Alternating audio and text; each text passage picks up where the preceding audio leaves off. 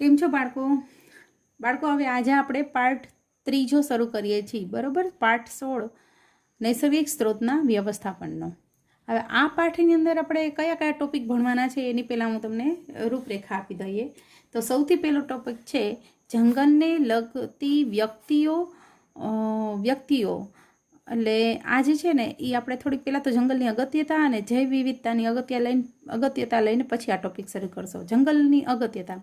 આ પાર્ટની અંદર આપણે જંગલો અને તેની અંદર રહેતા વન્યજીવનની રક્ષા કેવી રીતે કરવાની છે, પહેલાં એ શા માટે અગત્યના છે, એનું આપણે આ જીવનમાં કેટલું મહત્ત્વ છે એ સમજીએ.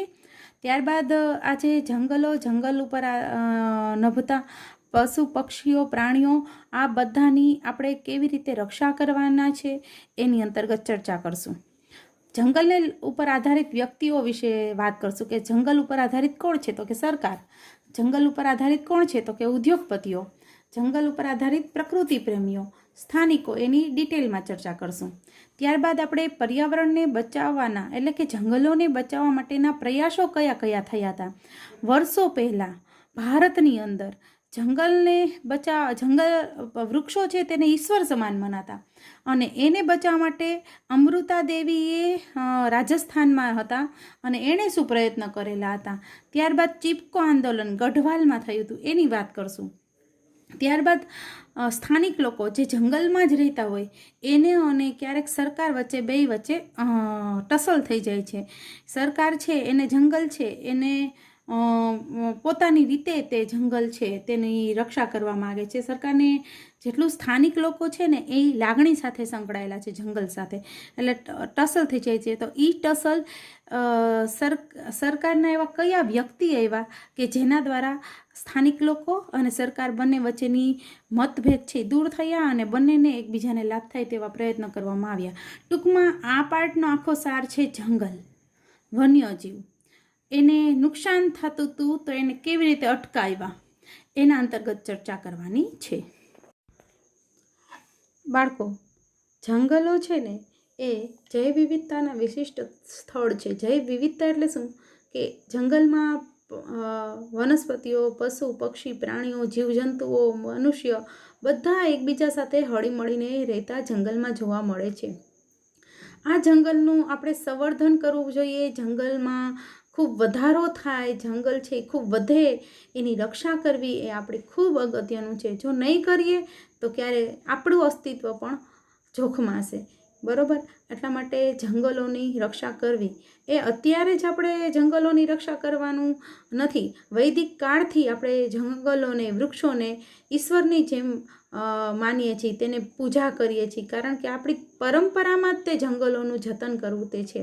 આપણે ઘણા બધા ફરવાના સ્થળ છે, ધાર્મિક સ્થળ છે, એ બધા જોવો ને તો તે જંગલની વચ્ચે ડુંગરા ઉપર આવેલા છે. એનો મતલબ શું છે કે ધાર્મિક સ્થળ જંગલોની અંદર છે અને એટલા માટે જંગલોને પવિત્ર ગણાય છે. આપણે ગીરનું જંગલ છે, જ્યાં ગિરનાર પર્વત છે તો તે પવિત્ર ગણાય છે, બરાબર? જંગલ આ રીતે પવિત્રતા સાથે પણ સંકળાયેલું છે. આ સિવાય આપણા લોકોનો મુખ્ય આર્થિક પ્રવૃત્તિ જંગલ અને તેની પેદાશો અને આ ઉપરાંત ખેતી ઉપર આધારિત છે. એટલે આપણા માટે ખેતી, જમીન, જંગલ, વન્યજીવન એ આપણા માટે ખૂબ જ અગત્યનું છે. આપણા દેશના લગભગ મુખ્ય આર્થિક પ્રવૃત્તિ જે છે ને આપણી એ ખેતી છે, બરાબર? તો આ માટે જમીનની ગુણવત્તા જળવાય તે માટે પણ જંગલ જરૂરી છે, બરાબર? આ જંગલનું રક્ષણ કરવું એ આપણા દરેક વ્યક્તિની નૈતિક ફરજ છે, નૈતિક જવાબદારી છે, તે આપણે બજાવવી જોઈએ. હવે બાળકો, આપણને એક પ્રશ્ન પૂછાય છે કે જૈવ વિવિધતા એટલે શું? જૈવ વિવિધતા સંરક્ષણનો મુખ્ય ઉદ્દેશ શું છે અને જૈવ વિવિધતાનું વિશિષ્ટ સ્થળ કયું છે? તો સૌથી પહેલાં તો આપણે એ ટોપિક સમજીએ કે જૈવ વિવિધતા એટલે શું. તો સાવ સાદી ભાષામાં તમને કહી દઉં ને, આ વ્યાખ્યા તમે જુઓ. વિવિધ જાતિના સજીવ સ્વરૂપો, જીવાણુઓ. એ સજીવ સ્વરૂપોમાં કોણ કોણ આવે? જીવાણુઓ, ફૂગ, ત્રિઅંગીઓ, સપુષ્પ વનસ્પતિઓ, સૂત્રકૃમિઓ, કીટક, સરીસૃપ અને પક્ષીઓ. આ બધાની બરાબર, આ બધા જુદા જુદા સજીવ સ્વરૂપો છે, તેની સંખ્યામાં વધારો થવો તેની સંખ્યાને કહેવાય જૈવ વિવિધતા એમ. અને સંખ્યાનો વધારો થવો ને એને કહેવાય જૈવ વિવિધતાનું જતન. ટૂંકમાં બધા પશુ પક્ષીઓ પ્રાણીઓની રક્ષા કરવી એને કહેવાય જૈવ વિવિધતા. બરાબર. અને આ જૈવ વિવિધતાની જાળવણી આપણે કરવી જોઈએ, નહીંતર આપણને જ નુકસાન થાય. હવે હું તમને જસ્ટ એમ કહું, આપણે જૈવ વિવિધતામાં શું આવે તો કે વનસ્પતિ.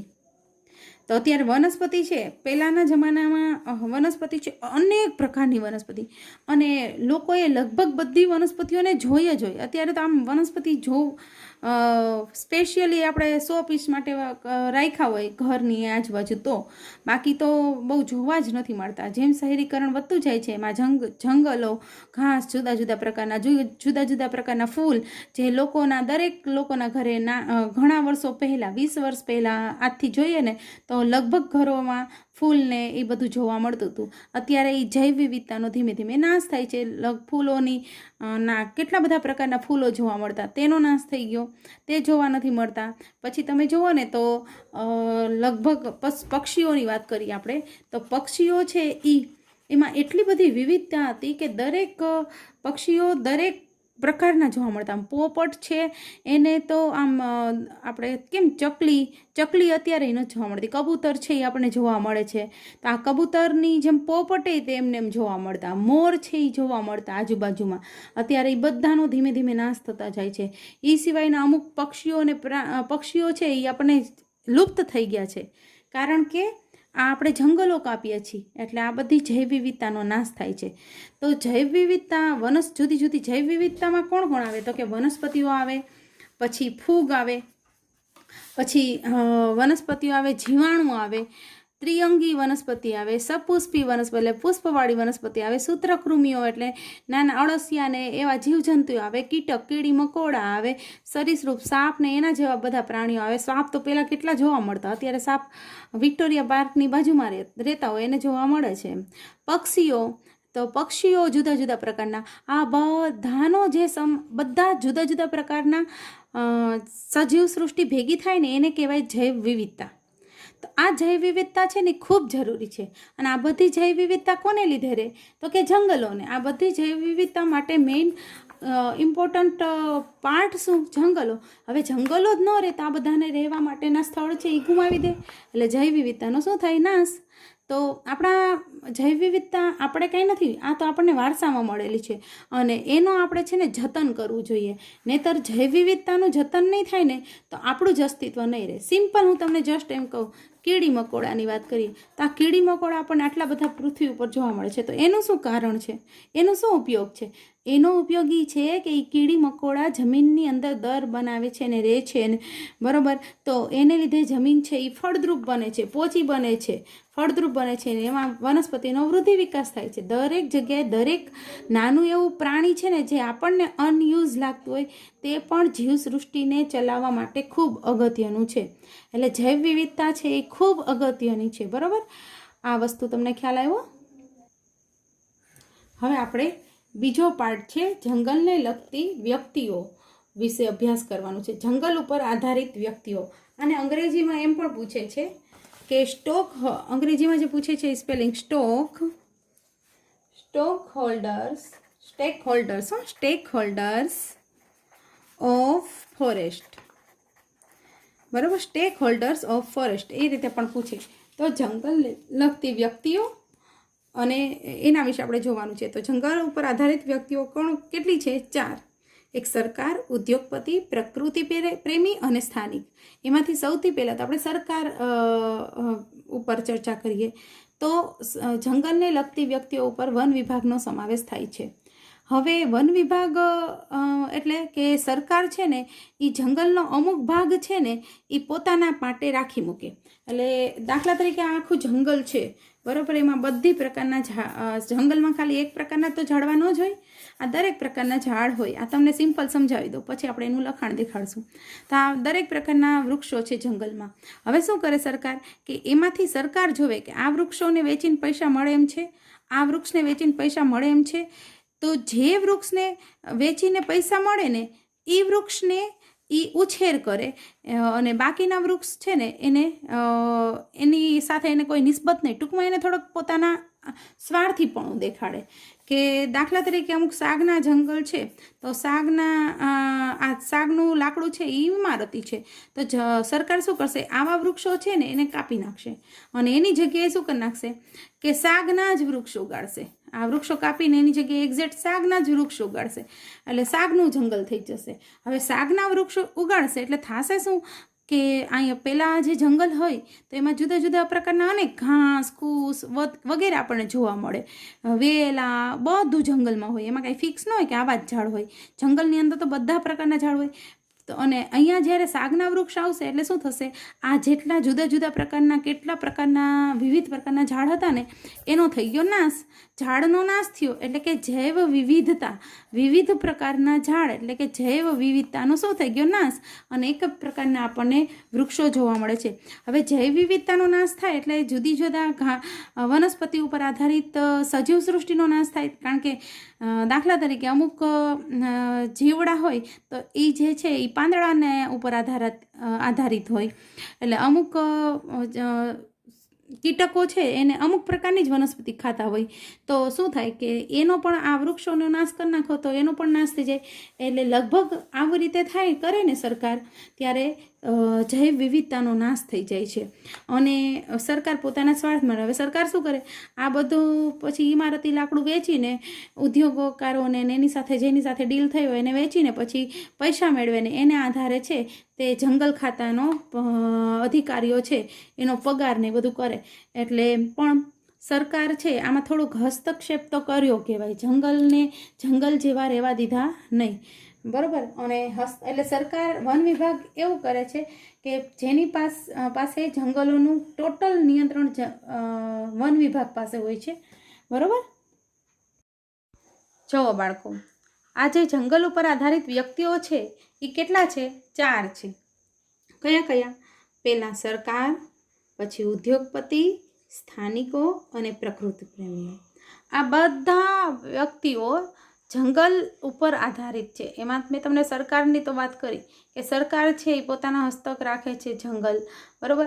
અને ઘણી વખત સરકાર પોતાના લાભ માટે જંગલને પોતાના હસ્તક રાખે છે એવું નહીં. ઘણી વખત સરકારને એમ લાગે કે જો આપણે જંગલોનું જતન નહીં કરીએ, જંગલોની રક્ષા નહીં કરીએ તો તેનું અસ્તિત્વ નાશ પામશે. એટલે અમુક વિસ્તાર હોય છે ને એ પોતાના અંડરમાં લઈ લે છે. દાખલા તરીકે ગીર સિંહનું અભયારણ્ય છે, તેને પોતાના અંડરમાં લઈ લીધું. ત્યાં કોઈ પણ જાતના પ્રાણીઓનો શિકાર કરવાની, ત્યાં વન કટાઈ કરવાની મનાઈ હોય છે, બરાબર. ત્યારબાદ બીજો પોઈન્ટ છે જંગલ ઉપર આધારિત વ્યક્તિ, ઉદ્યોગપતિ.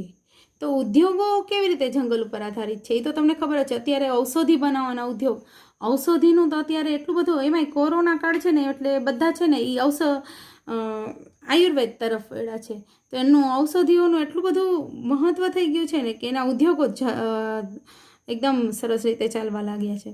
એમાં આપણે જો આપણી ટેક્સ્ટબુકમાં છે એના વાત કરીએ તો ટીમરૂના પાન હોય એમાંથી બીડી બનાવવાનો ઉદ્યોગ, કાગળ છે તો લાકડાના માવામાંથી કાગળ બનાવવાનો ઉદ્યોગ, રમતગમતના સાધનો બનાવવાનો ઉદ્યોગ, આ બધા ઉદ્યોગ જે છે એ જંગલ ઉપર આધારિત હોય છે, બરાબર.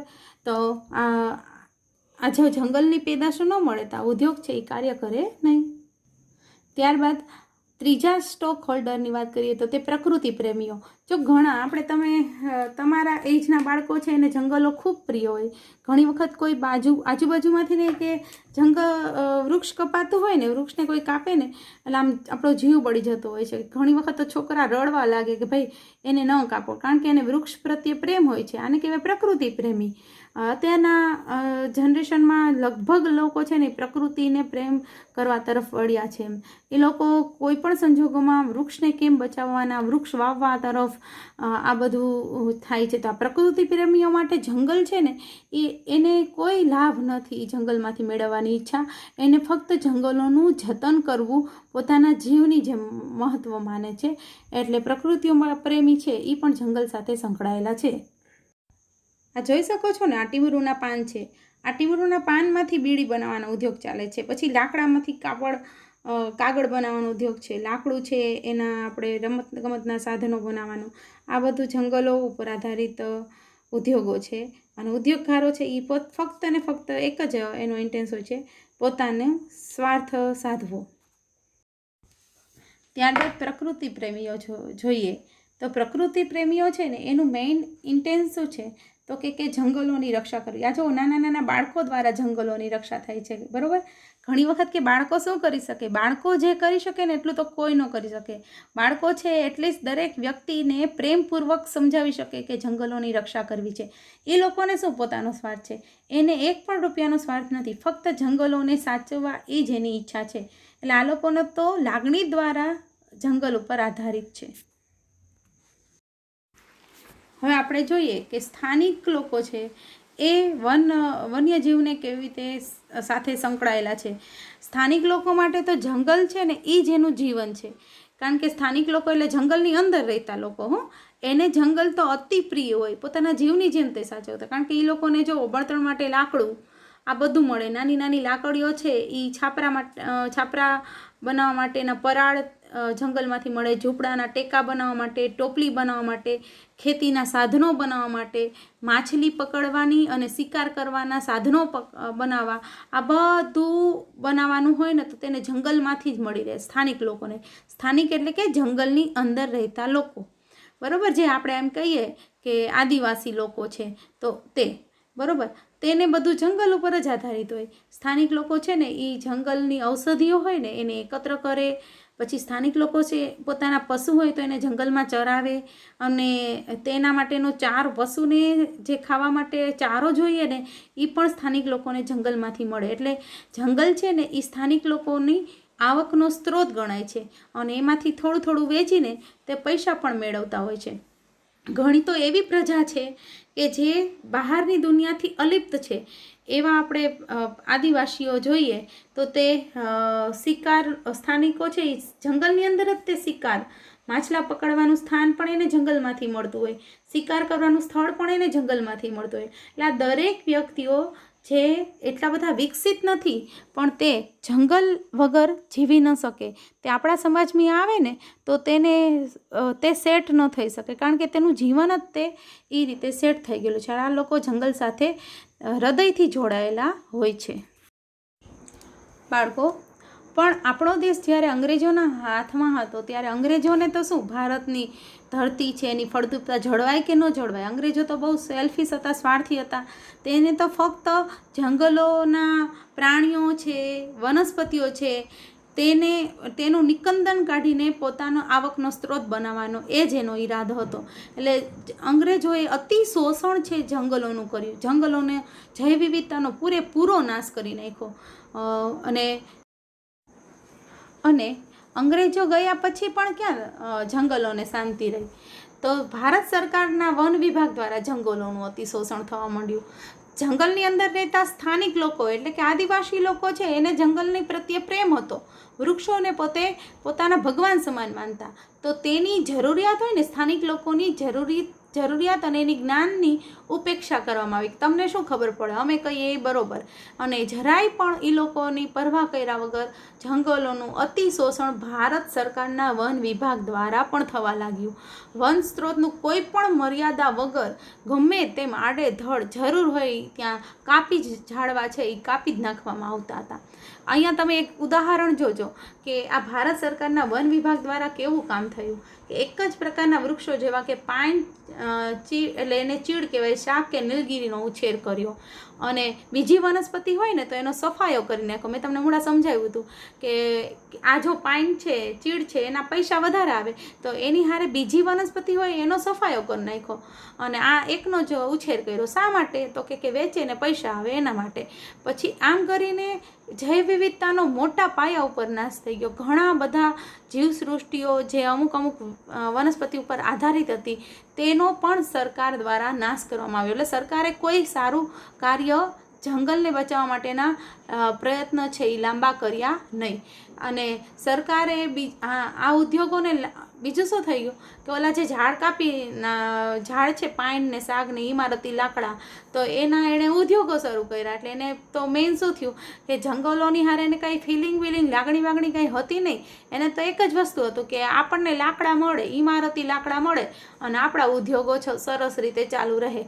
એના સિવાય એને બીજો કોઈ ઇન્ટેન્સ જ નહોતો. સ્થાનિક લોકો છે એ લોકોને આ ગમે છે કે નથી ગમતું તેનો તો કોઈ એ લોકોને વિચાર જ નહોતો આવતો. ભારત સરકારને પણ, અંગ્રેજોનો તો નહોતો આવતો, પણ ભારત સરકારને પણ આ કાંઈ વિચાર આવ્યો નહીં અને જંગલનું સતત નિકંદન કાઢવાના ચાલુ જ રહ્યા. આ સિવાય કેટલા ઉદ્યોગો છે એ જંગલ ઉપર ચાલવા લાગ્યા. ઇમારતી લાકડું, કાગળ, લાખ હોય, આ તમે જુઓ ને તો લાખ છે, બરાબર, ડાળખી ઉપર. પછી રમતને સામગ્રીનો સામાન, આ બધું તો આપણને ઉદ્યોગોમાંથી જ પ્રાપ્ત થાય. તો આ દરેકના ઉદ્યોગો છે એ ધમધમતા થવા લાગ્યા. પણ ઉદ્યોગો વધ્યા, પણ જંગલોનું તો શું થતું જાય છે? નાશ થતો જાય છે.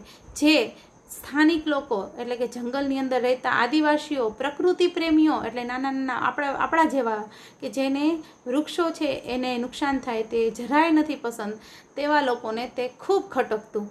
અને સ્થાનિક લોકોને તો એમ જ થતું કે આપણને જાણે કે એ મારતા હોય ને, જંગલને કાપતા હોય એવું એ લોકોને ઘણું બધું લાગતું.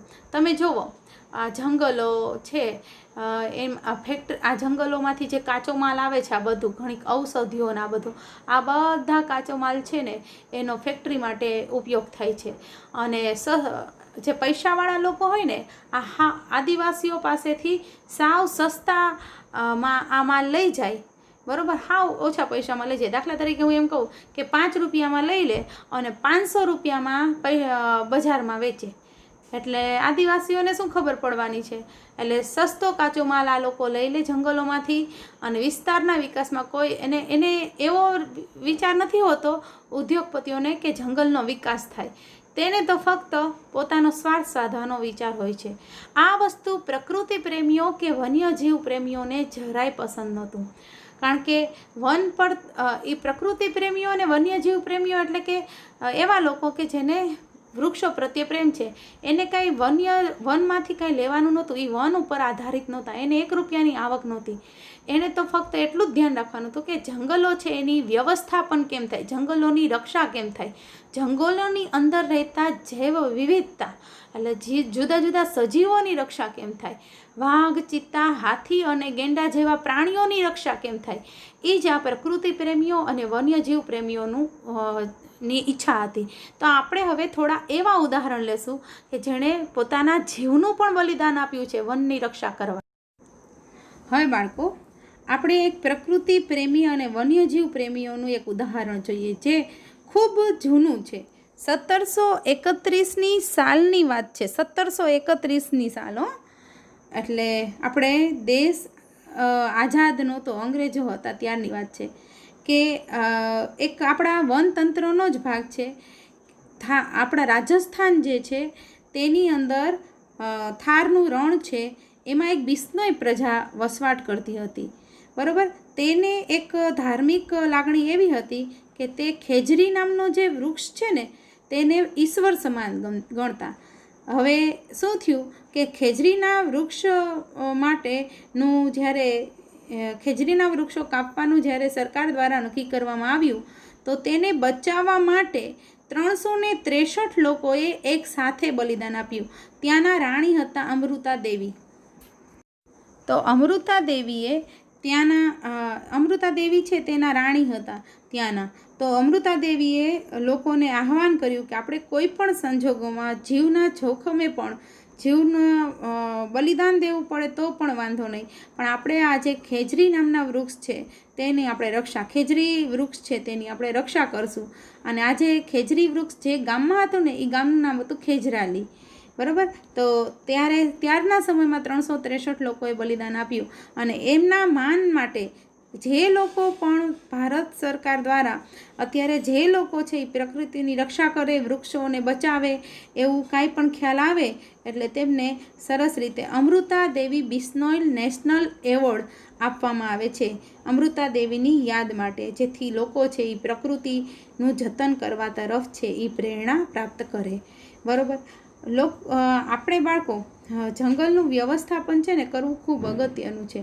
જંગલના વ્યવસ્થાપનમાં તમામ હોદ્દેદારો એટલે આપણા બધા, આપણે પ્રકૃતિ પ્રેમીઓ, પછી અંદર રહેતા સ્થાનિક લોકો, પછી ઉદ્યોગપતિઓ અને સરકાર બધા જો ભેગા થઈને પ્રયત્ન કરશે, તમામ દાવેદારોનું સરખું લક્ષ્ય છે. ઉદ્યોગોને વન સંપદા સંસ્થામાં પ્રાપ્ત કરાવાય છે. હવે જો આ બધું ઉદ્યોગો છે એને મફત બહુ ઓછા પૈસામાં વનની સંપદા એટલે કે કાચો માલ આપવામાં આવે છે અને એને લીધે જંગલો છે એનું નિકંદન નીકળે છે. સ્થાનિક લોકો છે એને કોઈ પણ જાતનો વનની વસ્તુઓનો લાભ મળતો નથી, વન્ય ચીજ વસ્તુઓનો લાભ મળતો નથી. હવે આપણે આવી જ એક ઘટના ચિપકો આંદોલન વિશે જોઈએ, જે 2-3 માર્કમાં પૂછાય છે.